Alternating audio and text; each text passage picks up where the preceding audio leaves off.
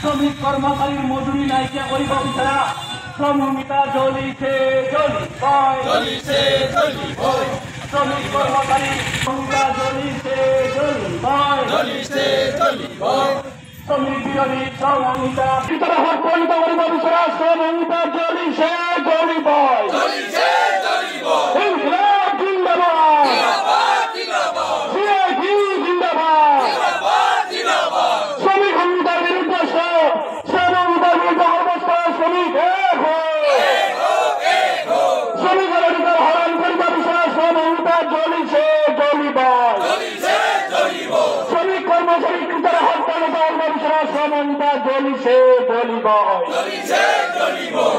আজি আমি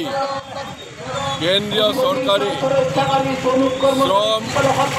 চালু কৰিছে 21 তাৰিখ যোৱা 21 নৱেম্বৰ এই শ্ৰম কোডৰ মাজেৰে তেওঁলোকে শ্ৰম সংহিতা এখন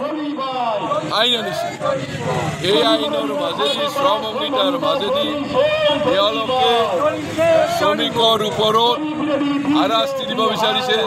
শ্ৰমিকৰ ন্যূনতম দৰমহাৰ পৰা নাইকিয়া কৰিব বিচাৰিছে আৰু মালিক পক্ষৰ স্বাৰ্থত এই শ্ৰম কোড তেওঁলোকে চালু কৰিছে যাৰ মাজেদি দেশৰ কোটি কোটি শ্ৰমিকৰ হাহাকাৰ হ'ব দেশৰ কল কাৰখানাৰ মালিকবিলাক ধনী হ'ব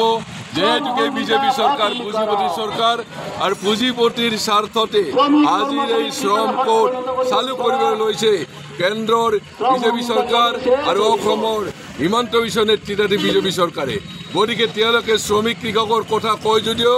আচলতে তেওঁলোকে শ্ৰমিক বিৰোধী চৰকাৰ এতিয়ালৈ তেওঁলোকে পুঁজিপতিৰ দালালি কৰি এই শ্ৰম কোড আজি গোটেই ভাৰতবৰ্ষতে লাগু হৈছে ইয়াৰ দ্বাৰাই লক্ষ লক্ষ কোটি কোটি শ্ৰমিক কৃষক আজি হাহাকাৰ হ'ব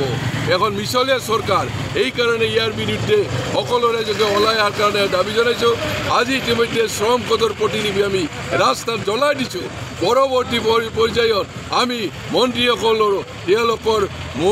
তেওঁলোকৰ মূৰ্তি আমি জ্বলাবলৈ আমি কুণ্ঠাবোধ নকৰিম।